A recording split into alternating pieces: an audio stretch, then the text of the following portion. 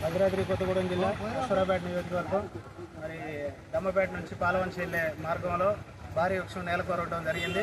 సుమారు ఉదయం 12 గంటలప్పుడు పడ్డది. ఇప్పటి వరకు కూడా కనీసం ఏ అధికారి స్పందించింది లేదు.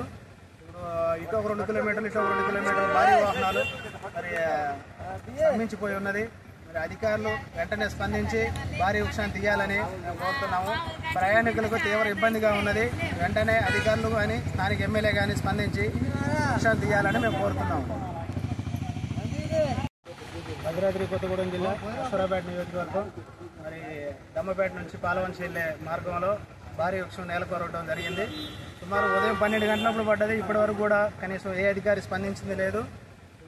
ఇటు ఒక 2 కిలోమీటర్లు ఇటు ఒక 2 కిలోమీటర్లు భారీ వాహనాలు మరి స్తంభించిపోయి ఉన్నది.